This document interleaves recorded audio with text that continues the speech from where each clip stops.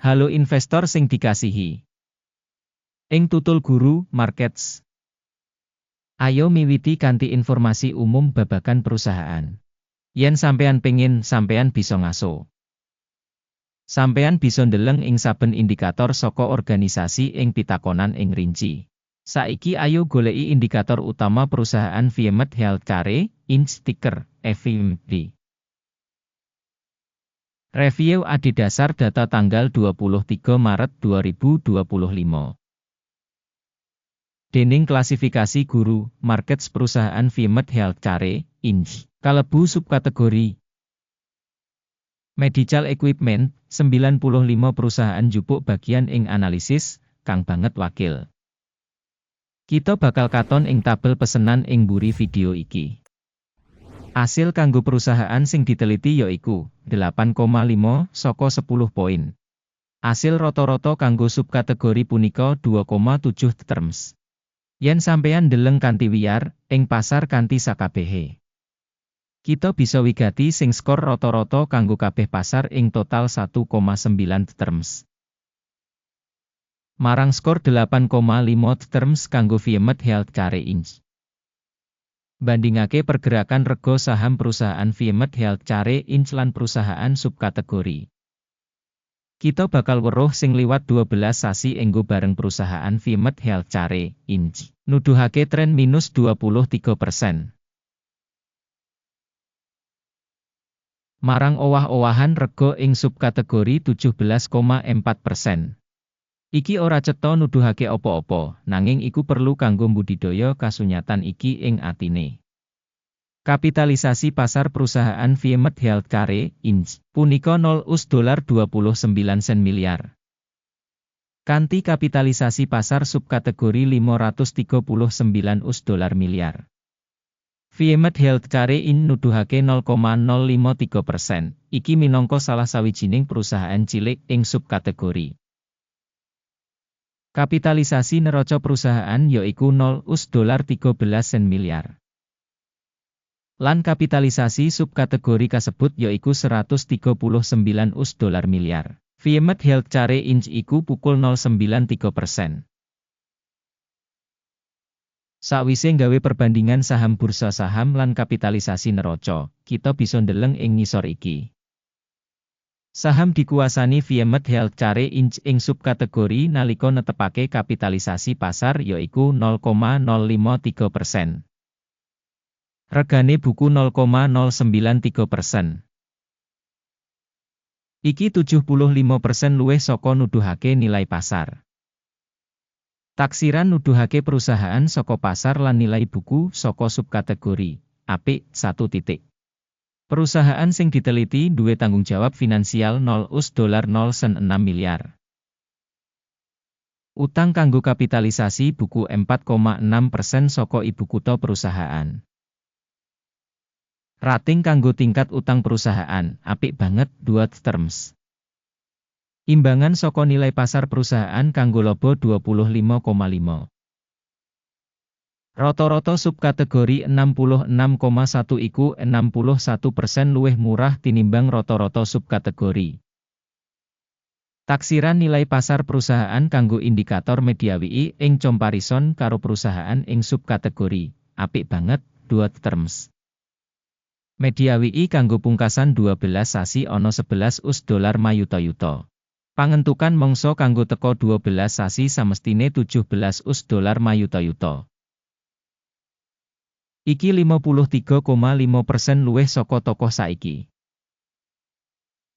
Taksiran indikator untung mangsa sing diprediksi dibandingake karo perusahaan ing subkategori apik 1 poin. Rega perusahaan kanggo rasio revenue punika 1,3. Rata-rata ing subkategori 4 iku 68% luwih murah tinimbang rata-rata subkategori. Taksiran pratandha saka rega ijol-ijolan kanggo revenue dibandingake karo pratandha ing subkategori apik 1 titik. Revenue kanggo pungkasan 12 sasi ana $220 mayuta-yuta. Revenue maju kanggo sabanjur 12 sasi samestine $340 mayuta-yuta. Iki 55% luwih saka saiki. Taksiran saka kira-kira revenue mangsa dibandingake karo pratandha perusahaan ing subkategori apik 1 titik. Wates dodolan punika 5%, karo rata-rata kanggo subkategori 6%. Prabdan antarane rata-rata subkategori lan kinerja perusahaan 1%.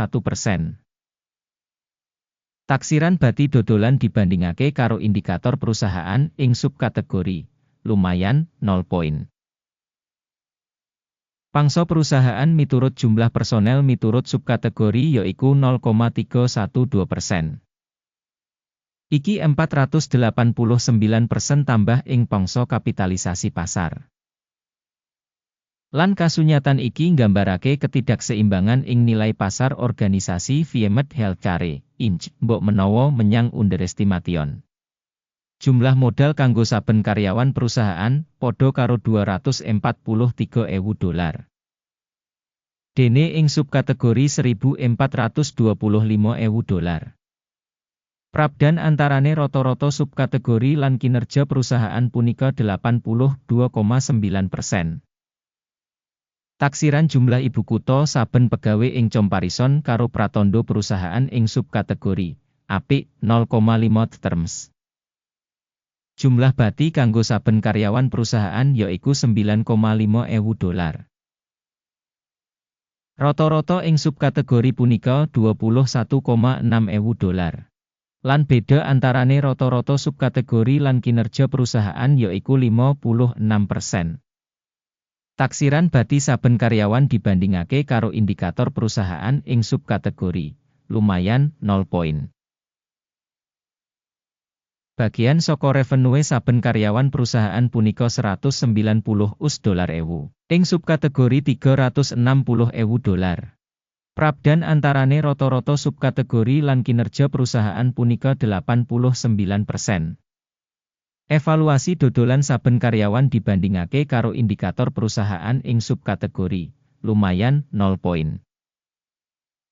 Volume transaksi dodolan cocok kanggo 1%, karo rata-rata kanggo subkategori 2%. Iki minangka indikator remet cendak. Indikator teknis resi 14 nuduhake tingkat 36% kanggo perusahaan Viemed Healthcare Inc. Kanggo subkategori, tingkat iki kira-kira 47%. Rata-rata enggo bareng ing subkategori sing rega luwih saka Viemed Healthcare Inc. Rega saham perusahaan saiki udakara $7.23. Target rega konsensus kanggo enggo bareng perusahaan iku watara $12.82. Dinamika rega saiki lan ramalan konsensus kira-kira 77%. Ayo kang katon ing tabel pesenan, kasedhiya kanggo sampeyan, link kanggo iku ing komentar pinned. Tabel pesenan ngemot kabeh ing pancasan mangsa diwenehi dening informasi lan sistem evaluasi referensi guru, markets. Akses menyang meja pesenan pancen free lan buka, link ing komentar pinned. Minangka asil saka regane saham perusahaan Viemed Healthcare, Inc. Sistem informasi lan referensi guru, markets kaputusan ing ngisor iki digawe. Bisa didol kanggo pukul 7.24 US. Pesenan buka amarga perusahaan duweni rating sing cukup dhuwur. Pambiji organisasi ditindakake kanthi nggunakake metode penilaian indeks AKIM. Jupuk MediaWiki disetel ing pukul 8.01. Mandeg mundut disetel ing pukul 6.47. Yen pesenan ora ditutup kanthi njupuk bati utawa mandeg mundut. Ing kasus iki, pesenan ditutup kanthi otomatis ing pungkasan dagang tanggal 22 April 2025. Utawa ing dina dagang pungkasan sadurunge tanggal sing ditemtokake. Ticker, NPE bakal pesen ngedol wawas. Video ing urutan wawas bakal utawa wis diterbitake ing saluran. Nalika nutup salah siji pesenan, dasar utawa wawas. Urutan kapindho ditutup ing rega nyata. Matur nuwun kanggo kabeh sing nonton video iki lan nggunakake sistem bantuan guru, markets. Sampeyan wong akeh sing paling keren ing saindenging jagat.